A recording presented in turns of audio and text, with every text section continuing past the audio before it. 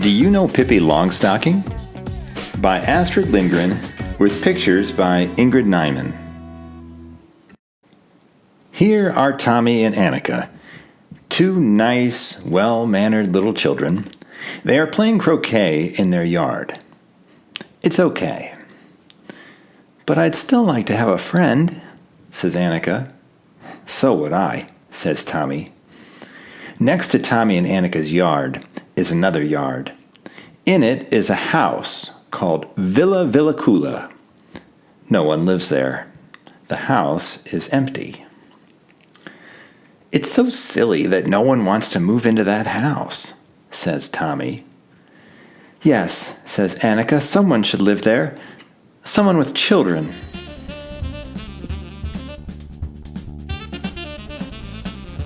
One beautiful day, when Tommy and Annika peer over the fence surrounding Villa Villacula, they see something very strange. A little girl is walking across the yard carrying a big horse. Tommy and Annika can't believe their eyes because a little girl can't lift a horse. But this girl can. Her name is Pippi Longstocking, and she is so incredibly strong that there is not a policeman in the whole world who is as strong as she is. She is also rich.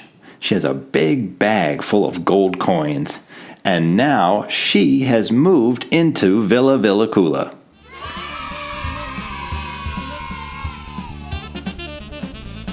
She's going to live there all alone with her horse and her little monkey, who is called Mr. Nilsson.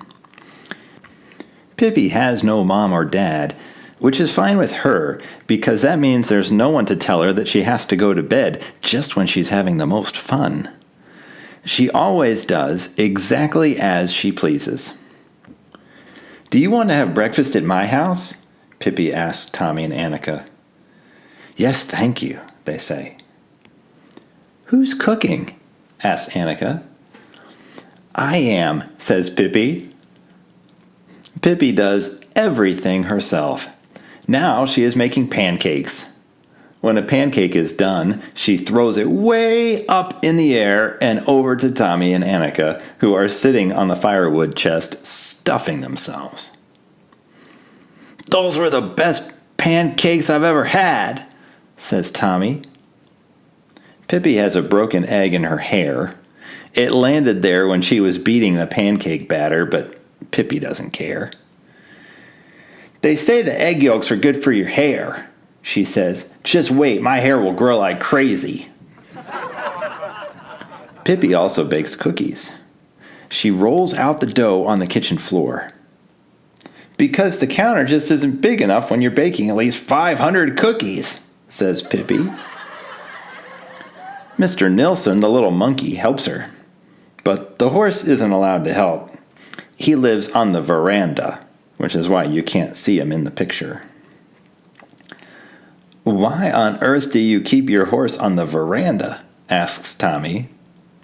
All the horses he knows live in stables. Well, says Pippi, in the kitchen he'd just be in the way, and he doesn't feel comfortable in the living room.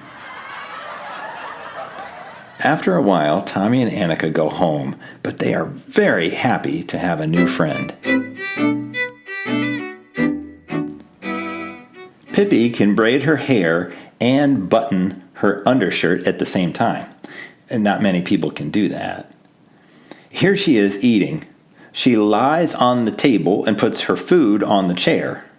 There's nobody to tell her to sit properly. When she washes herself, she dips her whole head in the wash basin. She likes to get water in her eyes. And once in a while, she'll scrub the kitchen floor. She straps brushes on her feet and pours a whole bucket of water onto the floor. Then she skates on the brushes. When she chops wood, she never splits fewer than 5 pieces at a time. Oh, yuck! The stove is full of smoke. Pippi has to go up on the roof and clean the chimney. She does everything herself.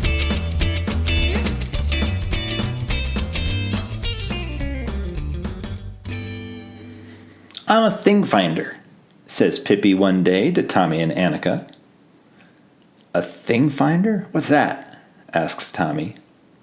A person who finds things, says Pippi. The whole world is full of things, and someone needs to find them, and that's what a thing finder does. Tommy and Annika decide to become thing finders as well.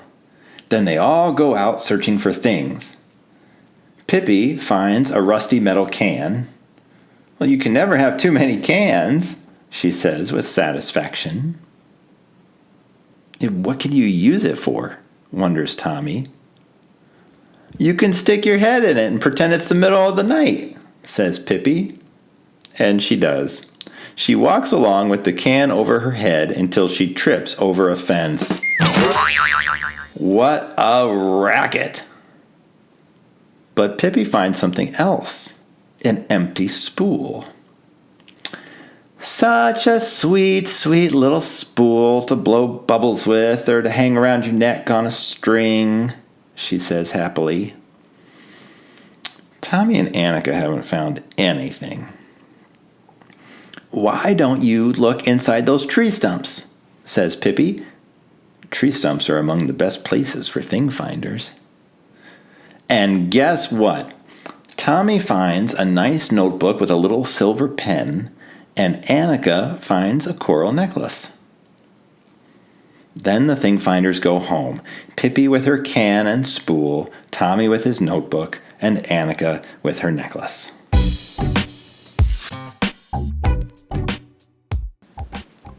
The circus is in town. Pippi buys tickets for herself and Tommy and Annika with one of her many gold coins. Pippi has never been to the circus. She doesn't know how it works. She wants to perform too, because Pippi can do anything. The circus director gets mad. The girl who was supposed to walk on the high wire gets mad too. But the people at the circus shout, "Go Pippi!"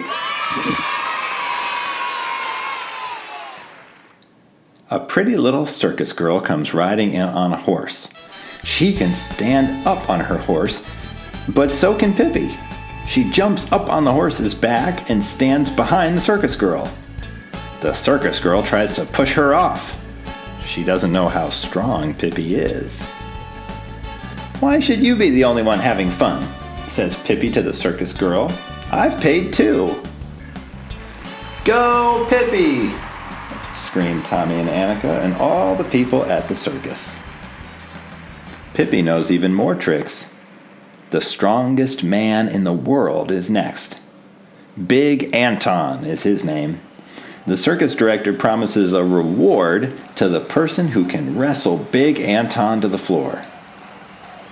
"I can," says Pippi to Tommy and Annika. "Even you can't do that," says Annika. "He's the strongest man in the world." "And I'm the strongest girl," says Pippi. She goes right over to Big Anton and grabs him around the waist. He's so surprised that his eyes almost pop out of his head when he sees that such a little girl wants to wrestle with him. But 1, 2, 3, Pippi throws him up in the air and then she lays him down on the floor. "Pippi's won! Pippi's won!" scream the people at the circus.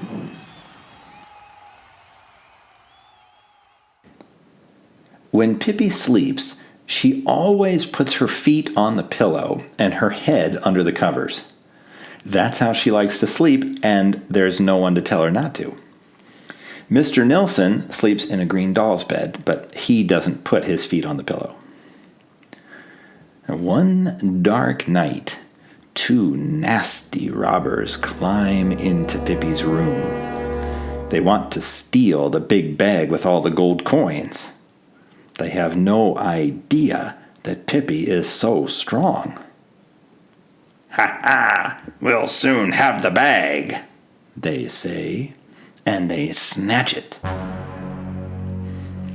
But then Pippi shoots up out of bed. In no time, she's taken back the bag. "We're not kidding," says one robber. "Give me that bag." And he grabs Pippi's arm hard. "I'm not kidding either," says Pippi. She throws him up on top of a wardrobe. Then she throws the other robber up there too. Both robbers are so scared they start to cry. Pippi feels sorry for them and gives them each a gold coin to go buy food. Because Pippi is nice. Someone who is very strong has to be very nice also.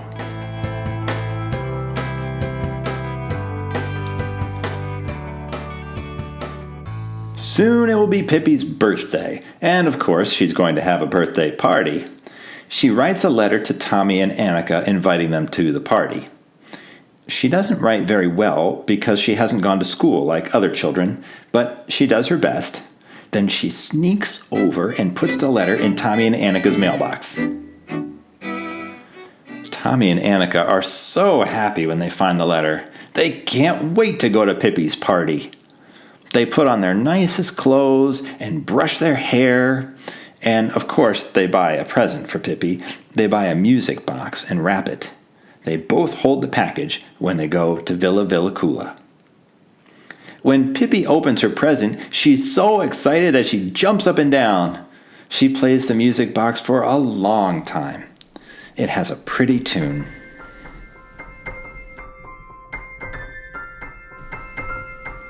Pippi has set the kitchen table. She serves Tommy and Annika hot chocolate with whipped cream and lots of cookies and cake. She baked everything herself.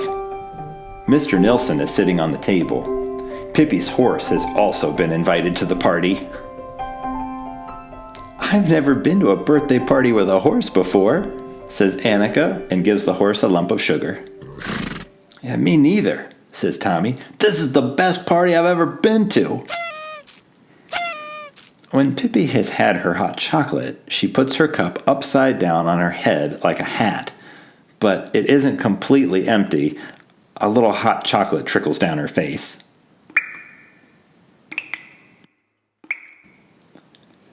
Afterward, they play a game called Don't Touch the Floor. You play by climbing around the kitchen without ever touching the floor. They jump from the sink to the stove, and from the stove to the firewood chest, and then they crawl across the shelf to the table, and then up onto the cupboard in the corner, and from the cupboard to the horse, and from the horse back to the sink. It's a good thing the horse is there so they can climb on him too. Pippi has a desk with many tiny drawers. There are more magical things in that desk than in a whole toy store. There are small doll's dishes and trumpets, birds' eggs and unusual snail shells, knives with mother-of-pearl handles, and necklaces. In fact, there's too much to list it all. Pippi wants to give Tommy and Annika a present even though it's not their birthday. Tommy gets a little ivory flute. Annika gets a brooch that looks like a butterfly. "That was the best party I've ever been to," says Tommy. "Yes, if only we could stay forever," says Annika. They wave to Pippi, and Pippi and Mr. Nilsson wave back. Tommy and Annika have such a good time with Pippi, they want to play with her every day. The end.